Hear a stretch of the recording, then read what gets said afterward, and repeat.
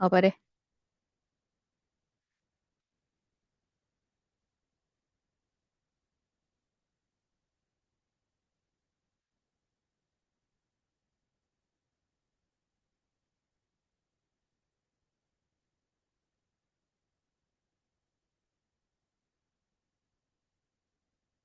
Oke, ini sepertinya sudah ter-record ya. Ini slide saya sudah terlihat nggak ya? Sudah, Ibu. Oke, Assalamualaikum warahmatullahi wabarakatuh. Waalaikumsalam, Ibu. Selamat sore semua, terima kasih ya sudah hadir di sebenarnya ini mata kuliah itu namanya itu teknologi antena.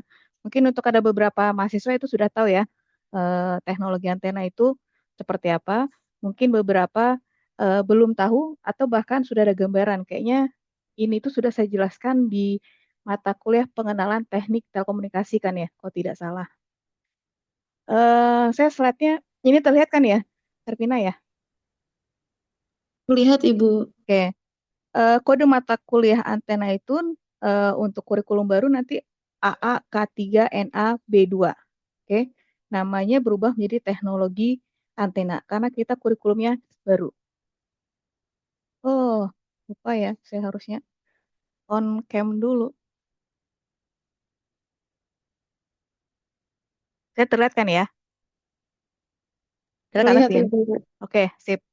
Yang pertama, Punten Servina boleh diingatkan kalau udah 30 menit ya. Baik, Ibu. Oke. Sebelumnya seperti biasa, ini visi misi dari fakultas ya. Eh, Biasanya di setiap perkuliahan kalian harus tahu dulu nih visi misi dari fakultas dari prodi S1-nya Teknik Telekomunikasi yaitu Fakultas Teknik Elektro. Visi misi ini bisa ditemukan di website resmi dari FTE maupun website resmi dari prodi itu sendiri. Kayak ini visi misi prodi ya. Eh, Intinya adalah kita menjadi prodi yang bersandar internasional gitu ya, terutama dalam bidang pengembangan pendidikan, riset sama entrepreneurship. Nah, misinya seperti biasa menyelenggarakan, mengembangkan, menyelenggarakan program entrepreneurship itu sama memanfaatkan ilmu pengetahuan dan teknologi telekomunikasi itu sendiri. Ini bisa adik-adik temukan di website resmi Prodi ya. Oke, ini untuk bentar, hilang sih.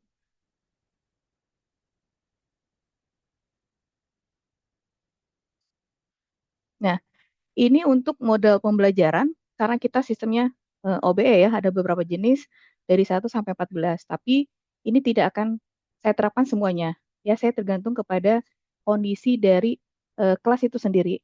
Nah, biasanya saya pakai itu adalah peer learning, nomor 2. Peer learning itu berarti model pembelajaran yang memungkinkan mahasiswa itu ini saling memberi pengetahuannya kepada sesama rekannya, gitu ya. Jadi kayak sharing diskusi juga bisa. Terus yang kedua adalah saya memakainya itu adalah cooperative learning. Ya, cooperative learning itu berarti model pembelajaran itu mahasiswa itu dituntut untuk bekerja sama ya dalam kelompok-kelompok kecil. Berarti nanti biasanya dalam perkuliahan antena ini nanti saya bagi kelompoknya. Biasanya saya baginya itu di awal agar di awal perkuliahan sampai akhir perkuliahan itu kelompoknya sama ya karena kita nanti di akhir perkuliahan itu ada tugas besar. Terus nanti saya juga akan memakai sistem self-paced learning, ya, di mana ini bentuk metode pembelajaran itu agar mahasiswa itu belajar dengan kecepatannya sendiri, ya, karena mahasiswa itu kan kecepatannya berbeda-beda ya dalam menangkap atau memahami ilmu itu sendiri. Oke, mungkin udah ada yang kenal sama saya, ya, nggak perlu saya kenalan lagi sepertinya. Eh, Biasanya kode saya itu adalah KLA. Ya, KLA ini adalah pajangannya Kamelia gitu.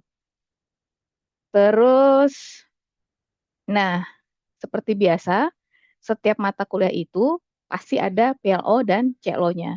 PLO itu berarti output seperti apa yang diharapkan dari adik-adik setelah belajar antena ini, ya, di mana di sini ada PLO-nya itu PLO 3. Jadi kita itu ada 12 PLO ya. Itu bisa kalian temukan di website Prodi. Dan untuk mata kuliah antena, ini untuk mendukung PLO 3, 5, sama 10. Ya. Untuk PLO 3 berarti diharapkan nanti ketika adik-adik sudah lulus dari mata kuliah antena ini, bisa memiliki kemampuan bekerja sama dalam tim.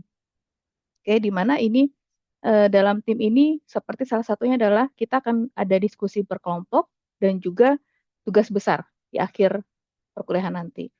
Terus PLO 5 diharapkan mahasiswa memiliki kemampuan menerapkan pengetahuan matematika, terus IPA, teknologi informasi, dan teknik untuk mendapatkan pemahaman menyeluruh tentang prinsip-prinsip dari teknik komunikasi. Dan terakhir itu, ini untuk mendukung PLO 10. Ya, diharapkan mahasiswa itu memiliki kemampuan untuk merancang komponen, sistem, dan atau proses untuk memenuhi kebutuhan yang diharapkan di dalam batasan-batasan realistis. Oke. Nah, dalam mendukung PLO ini tadi, kita bagi menjadi CLO ya untuk mencapai 3 PLO tadi. Di mana dalam mata kuliah teknologi antena ini ada 4 CLO ya. Yang pertama adalah memahami karakteristik antena ya yang digambarkan oleh karakteristik medan sama karakteristik sirkuitnya ya. CLO2 ini untuk mendukung PLO 5. Terus CLO2 diharapkan mahasiswa itu paham konsep susun antena sama gimana teknik pencatuannya. Oke. Ini mendukung PLO 5 juga. Oke. Untuk mendukung PLO 10 ini dengan CLO 3 yaitu diharapkan mahasiswa mampu mendesain antena untuk apa? Untuk keperluan komunikasi ya dengan prosedur yang sistematis. Dan terakhir itu ada CLO 4 ya untuk mendukung PLO 3 yaitu mahasiswa diharapkan menganalisis kinerja dari antena itu melalui apa? Simulasi dan pengukuran. Ya, nanti pas ada tugas besar nanti ada desain menggunakan simulasi, terus nanti kalian harus mengukurnya dari antena yang sudah kalian fabrikasi. Eh, ini untuk rencana pembelajaran ya, ada 16 pertemuan. Minggu pertama seperti biasa, kontrak kuliah, terus pengenalan dulu, pendahuluan. Minggu 2 sampai minggu kelima, ini parameternya, parameter antena. 6 sampai 7 tentang antena susun atau array ya. Minggu ke-8 ini UTS bisa berupa tugas. Minggu ke-9 ini antena susun lagi karena materinya banyak ya untuk array antena. Terus 10 sampai 12 ini kalian fokus ke dasar merancang antena. Ya, gimana mendesain sebuah antena itu. Ke-13 ini mengenalkan atau mempelajari tools-nya ya untuk simulasi merancang antena tadi. Minggu ke-14 ini kalian harus mengukur antena yang sudah kalian fabrikasi. Ya. 15 presentasi tugas besar, 16 ini biasanya untuk ujian akhir atau kalau ada nilai yang perlu dibantu. Oke. Nah, untuk assessment tools-nya seperti biasa ya, untuk mendukung keaktifan kalian bisa dari latihan atau diskusi ini 10%, terus CLO2 ini 10% juga. Yang paling besar adalah dari tugas Janda besar. yang mana? Gimana ya cara ingetnya? Oke. Terus yang besar lagi adalah dari kuis ya. Ini 20% dan kuis yang CLO2 itu 10%. Ya, berarti yang paling besar ini adalah untuk tugas besarnya. Karena dilihat adalah dari kerjasama sama keaktifan dari adik-adik. Oke. Terus ini referensi ya, buku textbook itu biasanya yang paling populer itu adalah Balanis. Nah, Balanis ini eh, dia bukan second edition aja ya. Bisa yang first itu paling lama, mungkin yang paling terbaru itu apa ya? Yang terbaru itu apa ya? Nata sama Vina, ada yang tahu? Third kayaknya, ya, third atau fourth gitu. Saya biasanya pakai yang lama-lama ya, orang jadul. Terus yang paling populer itu adalah Kraus. Ya, Kraus ini juga paling sering dipakai kalau pembahasan contoh-contoh soal biasanya. Oke. Nah, ini seperti biasa kalau aturan perkuliahan ya. Ini berlaku untuk semester baru juga ke depan keterlambatan 30 menit gitu ya. Dating lagi. Jadi dating ya datang harusnya. 30 menit memiliki 3 pilihan. Bisa masuk gitu ya, tapi saya nggak alfa. Atau bisa meninggalkan ruangan. Oke. Eh, ini kalau pas saat onsite. Terus prestasi kehadiran, ini minimal 75% ya. Kalau kurang dari 75%, biasanya hasil ujian akhir, biasanya saya kurangi dengan berapa persen kehadiran kalian. Ya, misalkan, oh kurang nih, kurang 25%, saya potong 25%. Oke. Terus perkuliahan yang dibatalkan karena dosen, ini akan saya ganti di waktu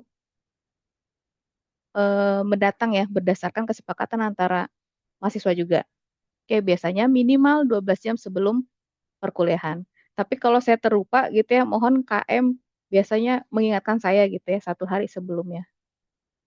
Nah, kita masuk nih ke topiknya.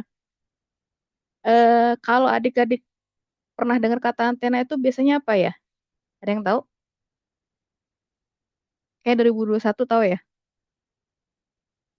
Kalau antena itu berarti biasanya letaknya di paling ujung ya. Nah, biasanya kalau dalam sistem komunikasi radio, ini kan ada disebut TX ya, transceiver, penerimanya disebut dengan RX. Oke. TX ini berarti dia menghasilkan dayanya ya dari TX, nanti dia masuk ke saltran, saluran transmisinya.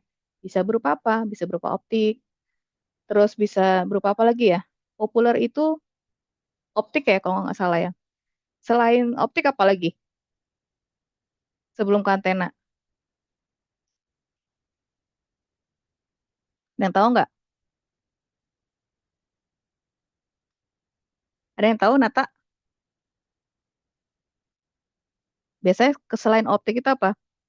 Koaksial nggak sih? Kabel koaksial bisa gitu ya. Sebelum terhubung ke antenanya.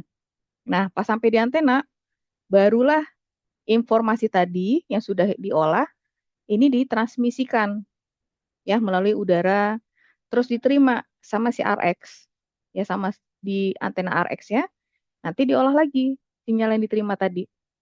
Oke, masuk lagi ke saltran, baru nanti diproses di akhir. Oke, efisiensi transfer daya itu yang paling bagus itu sekitar 0 ya. Kalau misalkan efisiensi komunikasi, ini berarti informasi yang diterima, kalau replika diterima ini sempurna, berarti efisiensinya itu almost 100%. Oke. Nah, sehingga kalau efisiensi ini 100%, berarti kualitas penerimaannya, ini berarti SN ini berarti apa? Signal to noise ya. Nah, ini kita ukur S to N-nya berapa, atau bit error rate-nya berapa untuk yang digital. Oke. Nah, kalau misalkan saluran transmisi itu antara TX sama RX tadi, berarti dia bisa berbentuk fisik atau non-fisik ya.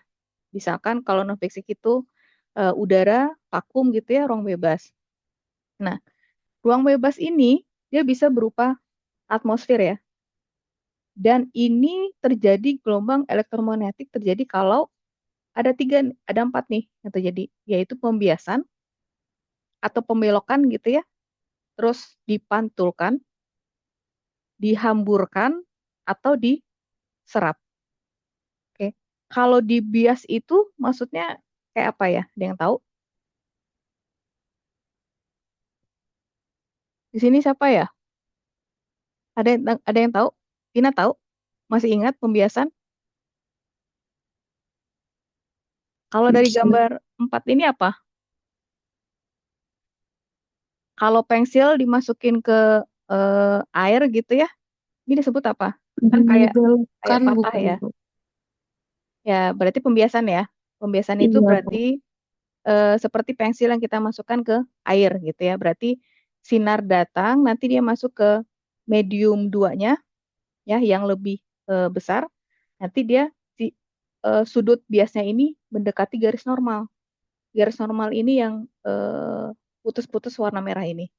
Nah, kalau pantulan berarti sudut datang pantul delta R ini sama dengan sudut datangnya ya terhadap garis normal. Oke. Kalau dihambur, berarti dia disebar kemana-mana, gitu ya. Disebut dengan scattering. Nah, kalau diserap, diabsorbs, ini berarti sinyal yang datang tadi itu diserap. Jadi nggak ada yang dipantulkan. Oke. Ini buat pengingat aja dari mata kuliah LMAK berarti ya. Nah, ada yang masih ingat nggak LMAK ya? Kayaknya ini ada banyak asisten LMAK, bukan ya? LMAK elektromagnetik, berarti cabang ilmu fisika gitu, yang mempelajari interaksi antara medan listrik. Ya, medan listrik itu lambangnya apa ya? E atau B ya? Masih ingat nggak? Siapa yang aslab elektromagnetik siapa ya? Nata bukan? Ada Nata. Medan listrik itu berarti apa? E ya. Iya, Bu. Kalau magnet itu B. Nah, kenapa saya flashback lagi tentang elektromagnetik? Karena antena ini dia berhubungan ya sama mata kuliah elektromagnetik dan juga nanti berhubungan juga dengan mata kuliah elektromagnetik telekomunikasi gitu ya. 2023 itu sudah belajar Elmaktel belum ya? Ada Nur Hadi? Belum Bu, itu di semester 5 Bu. Oh, semester Baru. 5 ya. Oh iya iya iya. Kemarin berarti Elmak aja kan? Iya Oke. Bu. Berarti eh, kita ingat lagi medan listrik itu, nih kalau kita lihat dalam medan itu kan ada muatan positif, ada muatan negatif ya. Ini pensilnya mana ya? Oke. Nah, berarti medan listrik ini dia berarti garis listrik gitu ya, yang mempengaruhi ruang di sekeliling listrik gitu. Nah, kenapa bisa terjadi medan listrik? Ini medan listrik ini timbul itu karena keberadaan medan listrik yang jenisnya apa? Negatif sama positif ini tadi. Ya, makanya ada yang ingat dengan rumus E sama dengan K dikalikan dengan hasil pembagian muatan dibagi dengan jaraknya. Oke. Berarti kalau jaraknya itu semakin jauh gitu ya, positif sama negatif, muat medan listriknya semakin besar atau semakin melemah ya? Semakin melemah, Bu. Ya melemah ya. Oke. Berarti kalau kita ingat ini medan listrik, kalau kita ingat medan magnet, ada yang masih ingat dengan hukum yang jempol ini? Berarti kalau yang jempol dia menunjukkan B. B itu apa? Medan Medan magnet magnet, ya. Bu. Nah, berarti untuk jari-jarinya ini berarti dia menggambarkan arah dari arus ya. Benar nggak? Iya, Bu. Nah, berarti medan magnet itu tadi dia terbentuk karena apa? Karena pergerakan dari muatan listrik tadi. Ya, jadi muatan listrik ini ada positif sama negatifnya kan ya. Nah, ini bergerak. Hasil pergerakan positif sama negatif tadi itu, maka timbullah medan magnet tadi. Oke. Terus nih, kita ingat lagi, misalkan gelombang elektromagnetik. Nah, berarti gelombang yang memiliki muatan energi listrik sama magnet gitu ya, tanpa dia membutuhkan medium ya. Nah, dalam gelombang Elmak ini biasanya yang kita ukur apa? Panjang gelombang. Setelah itu apa lagi? Amplitudo. Panjang gelombang ini berarti lambangnya apa? Lambda, Bu. Lambda ya. Nah, amplitudo diukurnya dari mana? Puncak ke lembah, bukan? Puncak tertingginya, Bu. Puncak tertinggi ya yang mau sidang ya. Frekuensi.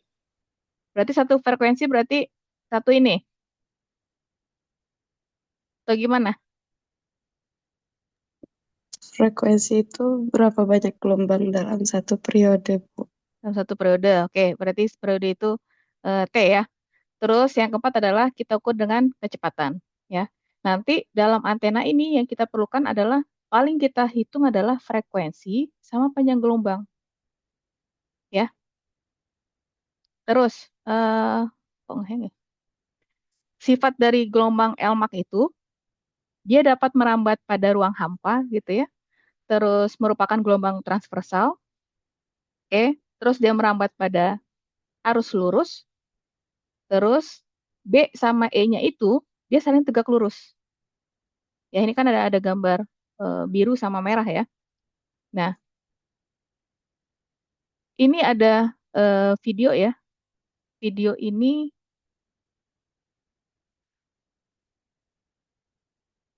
nah karena kita waktunya cepat gitu ya, ini biasanya saya upload di LMS ya.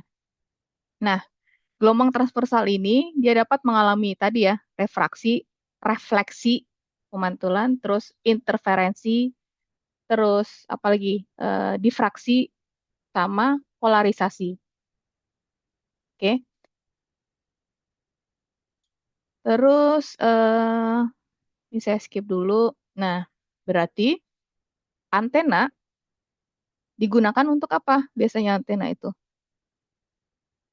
untuk komunikasi radio ya, pengiriman dari TX ke RX atau vice versa atau sebaliknya. Oke. Berarti pelepasan bahasa istilah, pengertian istilah ilmiahnya, berarti pelepasan energi elektromagnetik ke udara sehingga berlaku sebagai TX atau sumber gelombang elektromagnetik ya, atau dia sebagai penerimanya. Nah, contohnya nih, ini kalau antena microstrip ya. Kalau yang sudah pernah membuat mungkin paham gitu ya, ini apa gitu ya, substrate terus ada kuning-kuningnya gitu. Nah, ini adalah contoh dari antena microstrip. Ini patch-nya, ini feeding-nya untuk dihubungkan ke konektor. Paling bawah ini adalah ground plane sebagai pemantul. Ya, kalau nggak ada ground plane, ini akan diabsorb, diserap gitu. Ya, makanya dibutuhkan ground plane-nya. Terus ada lagi antena reflektor. Ya, di sini juga ada yang ahli reflektor gitu ya. Sama antena itu, nah ini paling sering dilihat ya, antena Yagi. Ya, antena Yagi atau antena TV lah, antena TV apa namanya yang biasa sekarang masih ada nggak sih antena TV kayak gini ya? Ya udah nggak ada ya. Sekarang tuh yang ditempel di indoor itu ya kalau nggak salah. Oke, eh di sini itu ada video ya, video tentang apa itu antena secara animasi gitu ya. Ini bisa kalian temukan di LMS untuk lebih detailnya. Nah, ini jenis-jenis antena nih banyak. Ada jenis dari Enfire, terus Enfire ini salah satunya adalah yang paling populer itu adalah Yagi Uda ya. Terus antena dipole ya, yang paling populer itu adalah antena Yagi yang kayak tadi, tapi dia bentuknya array. Oke. Terus antena patch masuknya slot ya. Terus ada antena aperture. Yang paling populer itu adalah antena reflektor. Oke, kalau adik-adik pernah main ke satelit gitu ya, biasanya dipakai ini reflektornya. Nah, kalau dalam penelitian gitu ya, penelitian ini berarti ada peneliti yang hanya ngebahas antena. Ya, jadi bukan bukan membuat antena konvensional kayak antena Yagi gitu aja enggak. Tapi jenisnya ternyata banyak dalam penelitian antena itu sendiri. Dan salah satunya adalah dalam penelitian antena microstrip patch. Ya, jadi gimana caranya antena microstrip konvensional ini gain-nya, nanti kita bahas tentang gain, performasinya itu bisa lebih baik. Ya, ternyata caranya banyak gitu ya. Ada yang menggunakan multi layer, kita gunakan sebutnya. Ada yang menggunakan metamaterial, ada yang menggunakan photonic kristal gitu ya, PCS ditumpuk gitu. Terus jenisnya ternyata banyak gitu, metode-metodenya banyak.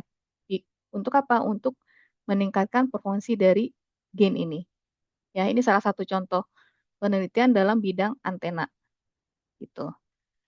eh Mungkin cukup sekian ya untuk pengenalan antena gitu ya.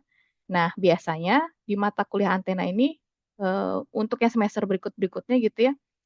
Ini LMS sudah saya cicil udah saya buat gitu ya. Video dari YouTube dari beberapa sumber ini sudah saya cantumkan juga. Untuk kuis juga sudah ada di sini. Terus biasanya itu di akhir perkuliahan ada tugas besar. Ya, tugas besar ini diberikan 3 minggu atau 4 minggu sebelum minggu ke-16. Ya, karena prosesnya banyak ya. Benar nggak, Vin? dari simulasi, perhitungan gitu Betul, ya, Ibu. sama Iya, Bu. fabrikasinya gitu. Dari sini ada yang mau tanyakan dulu sebelum saya tutup? Ada nggak, Vin?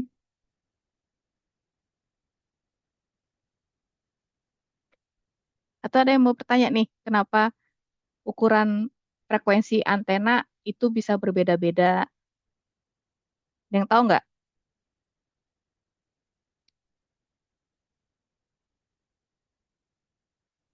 Ada yang tahu? Misalkan eh, Natalia buat antena frekuensinya 5,8 gitu ya.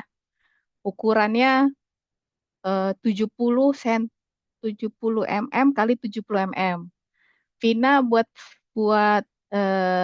antenanya untuk 900 MHz. Tapi ukurannya misalkan 200 mm kali 200 mm. Berarti kan ukuran Vina itu lebih besar ya dibandingkan dari ukuran antenanya Nata. Itu ada yang tahu kenapa? Nih, misalkan antena Nata gitu ya. Frekuensinya berapa? Kamu buat berapa? 5,8 giga ya. Ukurannya size.